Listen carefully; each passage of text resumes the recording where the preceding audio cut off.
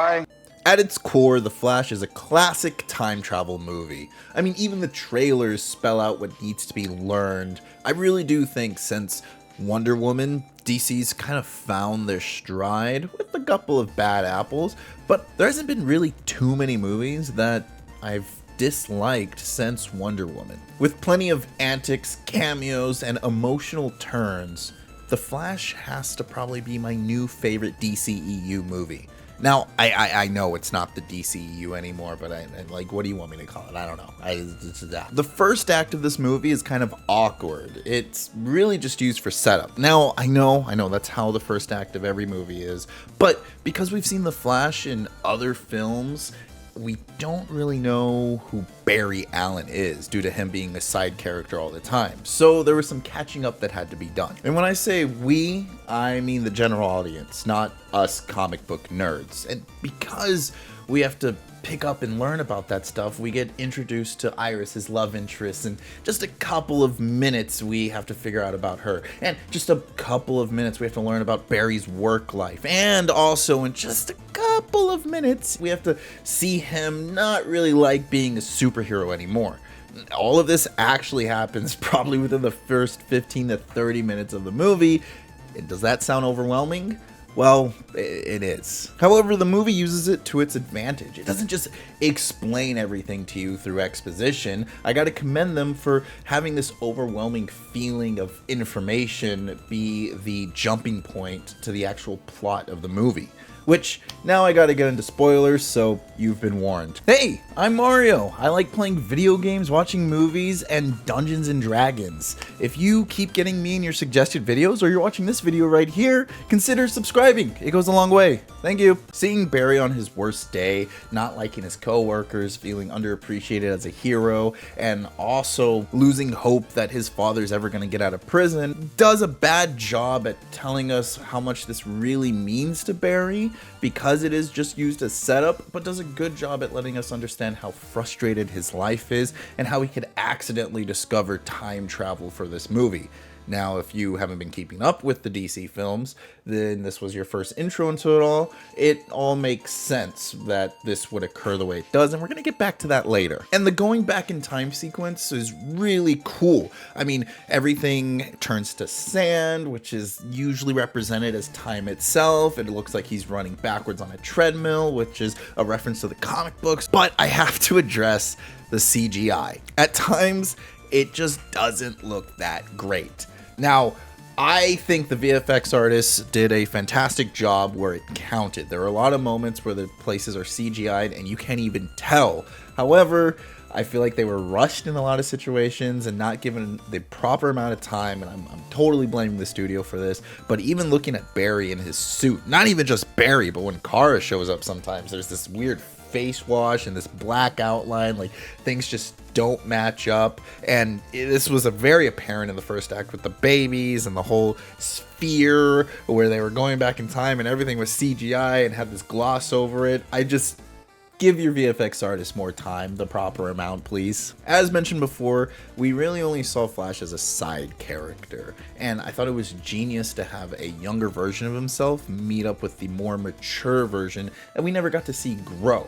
And so he becomes his own mentor, turning Barry into the Flash's own superhero origin, which I thought was really neat and fun to see. And younger Barry is also very naive and kind of brought up differently, but we get to see the world through his eyes. Now, this is where a lot of the humor gets started. Younger Barry likes to act before he thinks, which puts the people in a lot of gags or situations that are unnecessary but can be humorous. Even though I'm a sucker for easy humor, I know that can be hit or miss for other people. However, I do appreciate the consistency. Unlike Marvel, where they take emotional moments and give you whiplash by trying to crack a joke, whenever there was emotional moments in the Flash movie, it stayed tense, and whenever things were lighthearted, I knew right away. Staying on the Marvel comparison, the action in this movie is top notch. I love seeing DC movies for their action.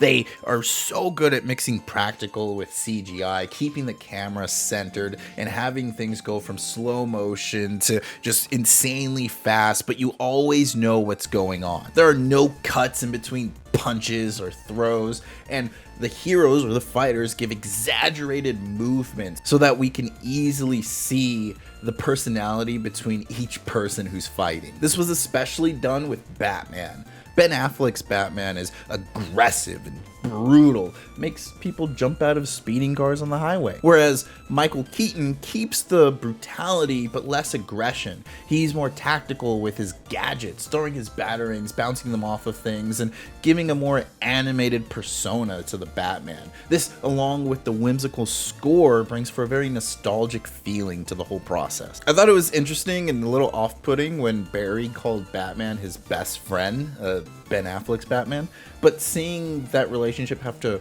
reset and grow through Michael Keaton's Batman was really fun to watch, and they get along and mix well, which you wouldn't expect from the two of them who seem like complete and polar opposites. However, the rest of Barry's relationships are more metaphorical, there to serve the story, the plot, and not so much the character growth or the character story in it that itself. And where I see just about every side character kind of filling this role except for Barry's mother and probably younger Barry, I'm gonna use Zod and Kara as the best examples. See, Kara acts as Barry's hope. Funny how that works, right? But as I was saying in the beginning, the first act setup seems a bit rushed. We're only really given 3 scenes, I think, where he explains his frustrations about being a hero, and those scenes are like 1-line delivery each. When he first meets Kara, no one wants to save her. He's the only one that will go out of his way to save her, and he's also the only one there that doesn't really have any gifts that can help them in the situation at hand. Kara later references this and says, why did he help her? And he just said he did it because it was the right thing to do, inspiring her to do the right thing as well. When you found me in that hole that they put me in, and I wasn't Calle, why did you help me? Because you needed help. Showing that Barry is a hero through and through, whether he has powers or not. However, that's just 5 scenes. 5 scenes that we don't really get to explore and go in depth with because we don't have time to fully explore all of Barry's complexities. Zod, on the other hand, is an unstoppable force of nature that is inevitable to happen. A moment in time that Barry can't change. His eventual doom. But they never meet. They never interact. I mean, hell, they go out of their way to find another Kryptonian to fight him. Now, I feel bad for the people who are new to the DC franchise, or this is their first DC movie, because they don't know the full context of General Zod at all. But you don't really need to in this movie. Matter of fact, it was Michael Shannon, which I hope I said his name right, that quoted, "Yeah, I'm not gonna lie, it wasn't quite satisfying for me as an actor. These multiverse movies are like somebody playing with action figures. It's like, here's this person, here's that person, and they are fighting. It's not quite the in-depth character study situation that I honestly felt Man of Steel was." And honestly, he's got a point. I do agree about the in-depth character study. These side characters are used as not only a cameo, but really just to serve the main plot, the time travel plot. And what Zod represents here is time, the inevitability of it, and how you can't stop it or change it. Barry is his own worst enemy here. He is told time and time again, the past is what defines us, and you shouldn't let what you could have done control you. This finally manifests itself within younger Barry, not really having the maturity of our Barry and going back in time over and over and over again to fix mistakes and trying to make everything as it should be, thus becoming a paradox. And I thought it was really neat that younger Barry got to see himself become the villain, but also died the hero. The movie at its core is a classic time travel film, tropes and all. The first and third act may feel rushed or lack depth because a lot of the quotes and characters are really used